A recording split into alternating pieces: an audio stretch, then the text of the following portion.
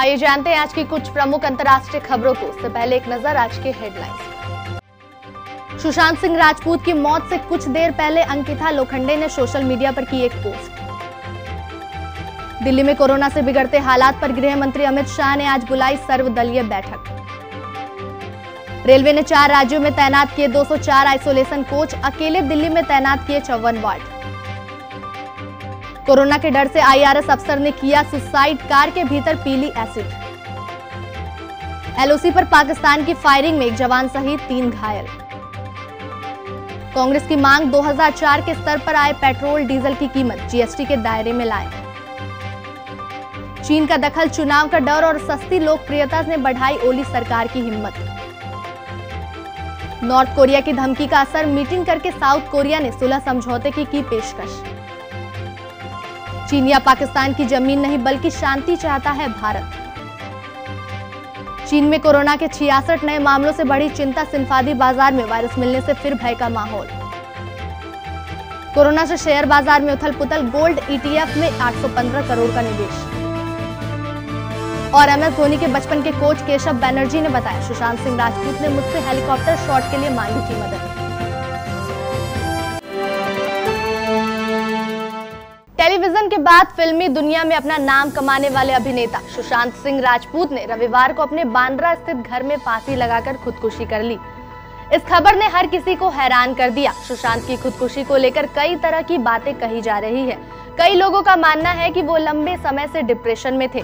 एक वक्त पर सुशांत का नाम अभिनेत्री अंकिता लोखंडे के साथ जोड़ा जाता था।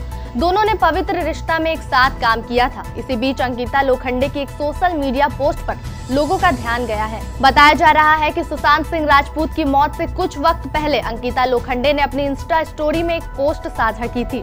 इसमें लिखा था कि भगवान लोगों को हमारी जिंदगी से निकालते हैं क्योंकि उन्होंने वो बातें सुनी है जो आपने नहीं सुनी। हालांकि आधिकारिक तौर पर सुशांत की मौत पर अभी तक अंकिता का कोई बयान सामने नहीं आया है। दिल्ली में कोरोना से बिगड़ते हालात ने केंद्र और केजरीवाल सरकार की परेशानी बढ़ा दी है। राजधानी में कोरोना से निपटने के लिए सोमवार को गृह मंत्री अमित शाह ने सर्वदलीय बैठक बुलाई है। ये बैठक सुबह 11 बजे शुरू होगी। इसमें दिल्ली के बीजेपी, आम आदमी पार्टी, कांग्रेस, बीएसपी के अध्यक्ष शामिल होंगे। दिल्ली में कोरोना से निपटने को लेकर गृह मंत्री ने रविवार को मुख्यमंत्री अरविंद केजरीवाल के साथ बैठक की। इसके बाद अमित शाह ने शाम 5 बजे नगर निगम के मेयर और अधिकारियों के साथ बैठक में कोरोना को लेकर चर्चा की। इस बैठक में उपराज्यपाल अनिल बैजल, मुख्यमंत्री अरविंद केजरीवाल, केंद्रीय स्वास्थ्य मंत्री हर्षवर्धन भी मौजूद थे। रेलवे ने देश में तेजी से बढ़ती कोरोना संक्रमितों की संख्या और इलाज के लिए बेड की कमी को देखते हुए 4 राज्यों में 204 आइसोलेशन कोच तैनात किए हैं। इसमें 54 कोच दिल्ली के सकरबस्ती रेलवे स्टेशन मेंटेनेंस डिपो में भेजे गए। 2 महीने पहले रेलवे ने 5000 गैर वातानुकूलित कोचों को कोविड केयर सेंटर के रूप में तब्दील कर दिया था।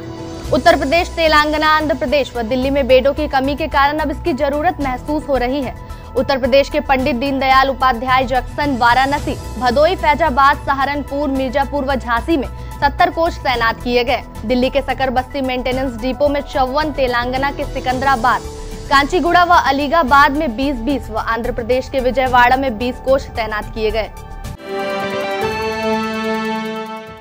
दिल्ली में 56 साल के एक आईआरएस अफसर ने कथित तौर पर खुदकुशी कर ली।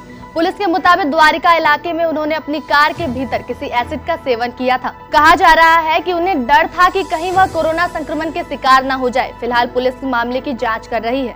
इससे पहले केंद्रीय गृह मंत्री अमित शाह के साथ अपनी बैठक को बेहद उपयोगी करार देते हुए मुख्यमंत्री अरविंद केजरीवाल ने रविवार को कहा कि केंद्र सरकार और दिल्ली सरकार राष्ट्रीय राजधानी में कोरोना वायरस का मिलकर मुकाबला करेगी।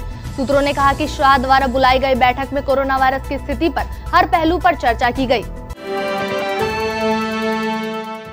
पाकिस्तान ने रविवार सुबह एलओसी के नजदीक पूंछ सेक्टर में फायरिंग की। भारत ने पाकिस्तान की भीषण गोलीबारी का मुंहतोड़ जवाब दिया। भारत और पाकिस्तान के बीच एलओसी पर फायरिंग में एक जवान की मौत हो गई और 3 अन्य घायल हो गए। आधिकारिक सूत्रों के मुताबिक पाकिस्तान ने करनी सेक्टर में रात भर भारी गोलीबारी की। भारतीय सेना ने भी पाकिस्तान को जवाब देते हुए फायरिंग की। अधिकारियों ने कहा कि पाकिस्तानी फायरिंग में भारतीय सेना के 4 जवान घायल हुए हैं और सभी को तुरंत अस्पताल भेजा गया। गंभीर रूप से घायल होने की वजह से एक जवान शहीद हो गया। बाकी जवानों का अस्पताल में इलाज चल रहा है।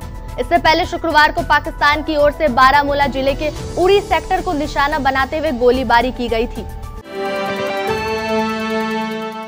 अंतर्राष्ट्रीय बाजार में कच्चे तेल की कीमतें गिरने के बावजूद पेट्रोल और डीजल की कीमतों में इजाफे को लेकर कांग्रेस ने सरकार के खिलाफ मोर्चा खोल दिया है। कांग्रेस ने पेट्रोल और डीजल को जीएसटी के अंतर्गत लाए जाने की मांग की है।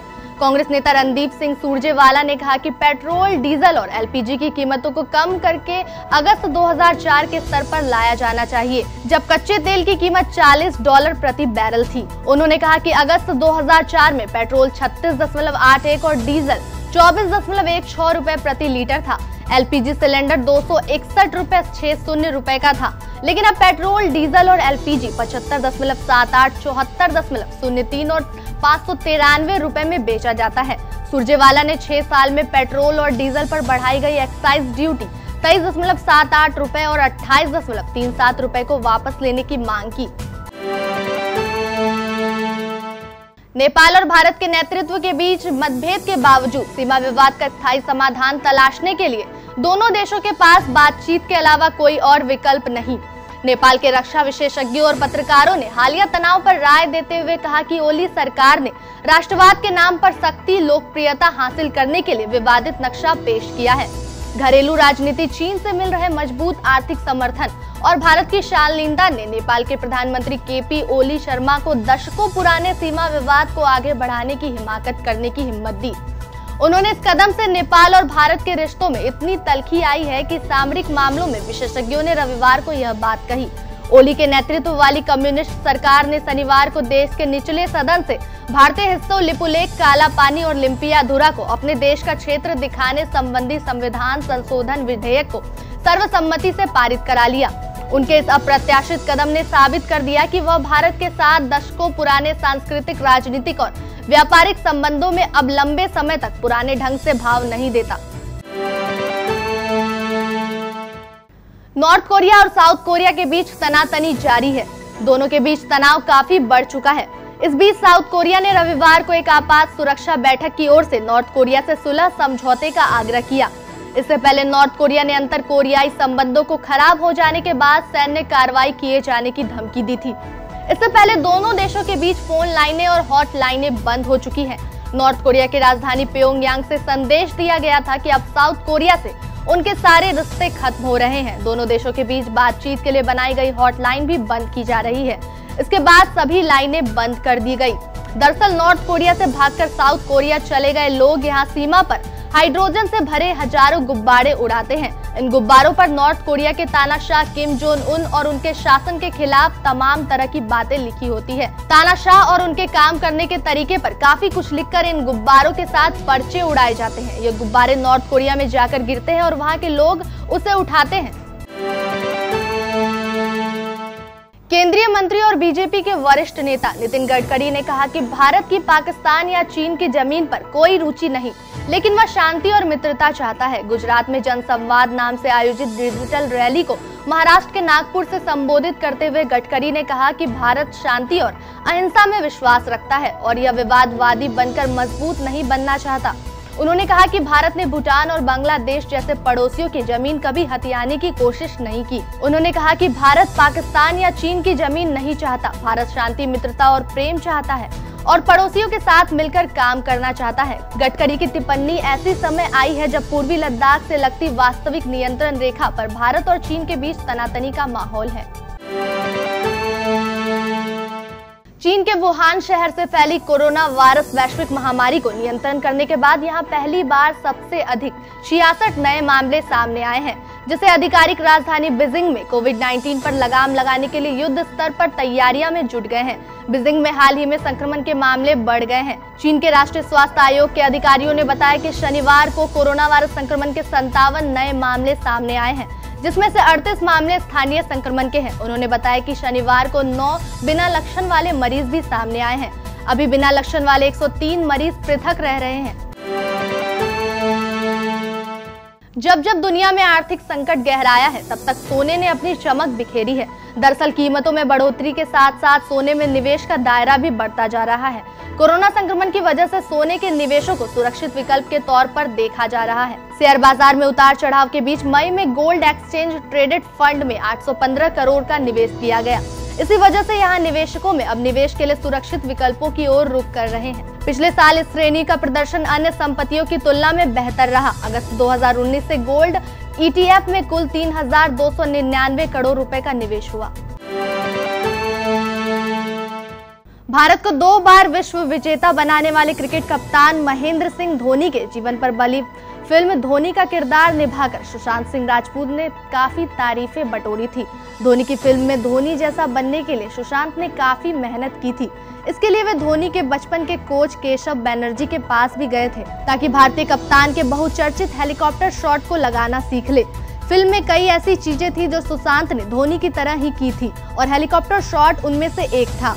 इस फिल्म में बैनर्जी के रोल को अनुभवी अभिनेता राजेश शर्मा ने निभाया था। बैनर्जी ने कहा कि सुशांत काफी अच्छे इंसान थे और उन्होंने फिल्म के लिए हेलीकॉप्टर शॉट तथा धोनी के तौर तरीके सीखने के लिए उनसे संपर्क किया था। बैनर्जी ने कहा कि वह बहुत अच्छे इंसान थे, वह बहुत अच्छे से पेश आते थे। आज मैंने समाचार चैनल पर देखा तो मैं विश्वास नहीं कर पा रहा हूँ। उन्होंने कहा कि मुझे याद है कि जब वह रांची में आए थे उसमें लंबी चर्चा की थी। मैं वहाँ था, माही के दोस्त भी वहाँ थे। वह मुझे हमेशा कहते थे, दादा धोनी का हेलीकॉप्टर शॉट सिखा दो। YouTube पर KBC न्यूज देखने के लिए पहले सब्सक्राइब बटन दबाएं और फिर बेल आइकॉन दबाएं। Facebook पर KBC न्यूज को देखने के लिए हमारे Facebook पेज के लाइक बटन को दबाएं।